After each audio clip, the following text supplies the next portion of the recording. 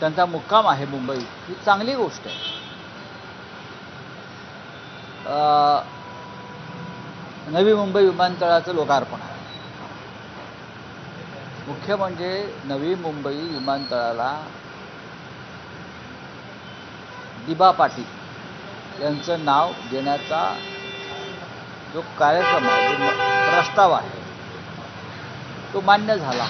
ही सगळ्यांसाठी आनंदाची गोष्ट. शिवसेना ही भूमिपुत्रांच्या संघर्षातून निर्माण झालेली संघटना आहे. त्याच्यामुळे भूमिपुत्रांचे नेते दिबा पाटील यांचं नाव, श्रमिकांच्या नेत्याचं नाव त्या विमानतळाला देणं हा सर्व महाराष्ट्रातील भूमिपुत्रांचा आणि हिंदुहृदय सम्राट बाळासाहेब ठाकरे यांनी निर्माण केलेल्या भूमिपुत्रांच्या लढ्याचा सन्मान आहे.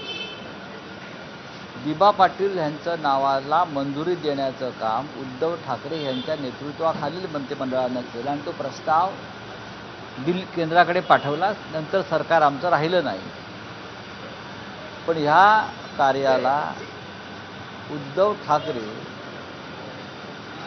किंवा त्यांच्या सरकारचा फार मोठा हातभार लागला, याबद्दल आम्हाला आनंद आहे आणि आम्ही या विमानतळाच्या लोकार्पण सोहळ्याचं स्वागत करतो. आता एक एवढीच मागणी आहे, मुंबईच्या विमानतळावर, मूळ विमानतळावर छत्रपती शिवाजी महाराज आंतरराष्ट्रीय विमानतळ म्हणून जे ओळखलं जातं, त्या विमानतळाची ओळख पुसली जाऊ नये. छत्रपतींच्या नावानं ते आहे. ही पहिली गोष्ट. दुसरी गोष्ट, ह्या विमानतळ परिसरात आणि विमानतळावर आतापर्यंत शिवसेनेनं भूमिपुत्रांना नोकऱ्या दिल्या. तिकडे भूमिपुत्रांचा आवाज राहिला. नवी मुंबई विमानतळावर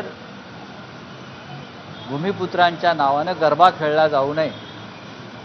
तिथेही भूमिपुत्रांना, मराठी माणसांनाच सर्व प्रकारच्या नोकऱ्या मिळाव्यात, ही आमची मागणी कायम राहील. तसं जर झालं नाही तर मात्र संघर्ष होईल. राऊतसाहेब, 2 दिवसांपूर्वी उद्धव ठाकरेंनी एक निवेदन काढलं होतं की पंतप्रधानांनी मुंबईत येत आहेत, ते दौरा करतायत, पण काही सासून घोषणा करू नयेत. अपेक्षा आहे महाराष्ट्रातला जो शेतकरी अडचणीत आहे त्यासाठी एक मोठं पॅकेज पंतप्रधानांनी घोषित करावं.